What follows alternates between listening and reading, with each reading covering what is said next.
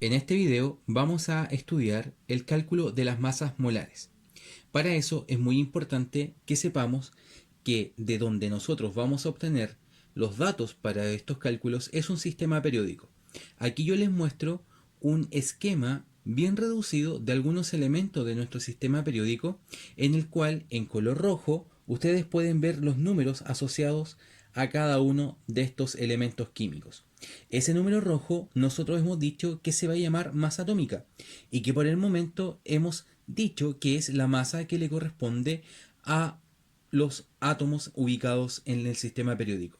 Sin embargo, al avanzar nuestro estudio, hemos dicho que este valor numérico puede tener una unidad asociada llamada gramo partido por mol, y que cuando tiene esta unidad asociada, gramo partido por mol, nosotros ya dejamos de llamarle masa atómica y pasa a ser llamada masa molar.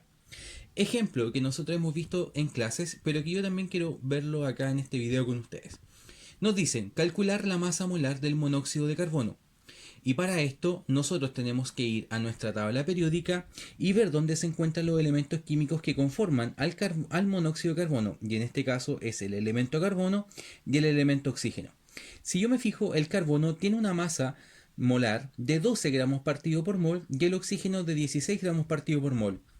Traspaso esos valores a esta especie de fórmula y digo, la masa molar del monóxido de carbono está conformada por un átomo de carbono, por tanto una vez por la masa molar del carbono, más un átomo de oxígeno, es decir, una vez la masa molar del oxígeno. Si multiplico 1 por 12 más 1 por 16, que son los respectivos valores de las masas molares, el resultado final al que llego es de 28 gramos partido por mol para el monóxido de carbono. Es decir, la masa molar del monóxido de carbono tiene un valor de 28 gramos partido por mol.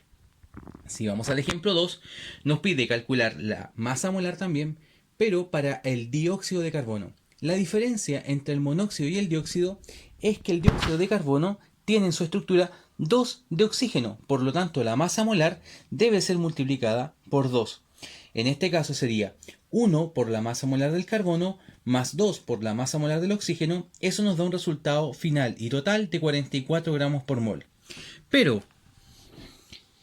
¿qué significa el valor gramo partido por mol? Del ejemplo 1 nosotros podríamos rescatar que la masa de un mol de monóxido de carbono son 28 gramos.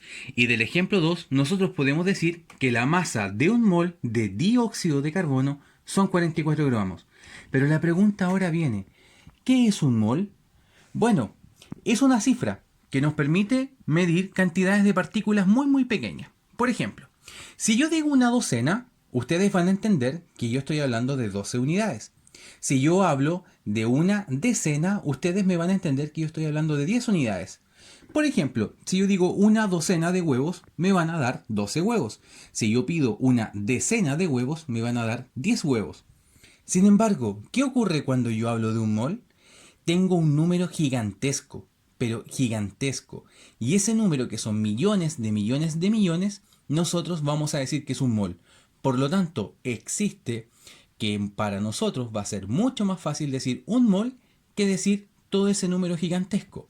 Entonces, si yo pido un mol de huevos, me van a dar esos millones de millones de millones de millones de huevos.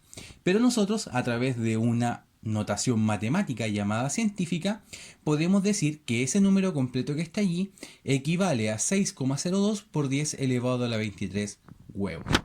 Ahora,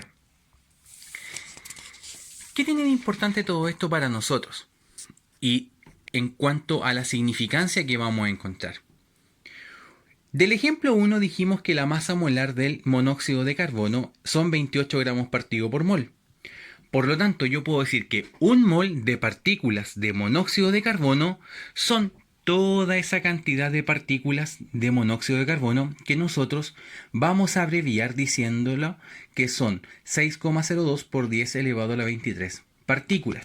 Y que ese número lo vamos a simbolizar con una sigla Na. Y que cuando yo tome toda esa cantidad de partículas de monóxido de carbono y las lleve a una balanza, la masa que voy a obtener va a ser de 28 gramos. Por su parte, del ejemplo 2, dijimos que la masa molar del dióxido de carbono son 44 gramos partido por mol.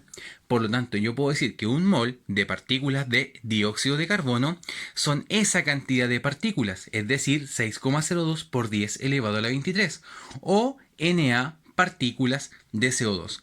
Y todo eso cuando yo las tome y las lleve a una balanza me van a dar una masa de 44 gramos. Este número, Na, que significa 6,02 por 10 elevado a la 23, es el denominado número de Avogadro y se le dio este nombre en honor al científico que descubre que un mol de partículas son 6,02 por 10 elevado a la 23. Te invito a que si te gustó mi video me des un requete contra gusta en mi canal. Chao niños.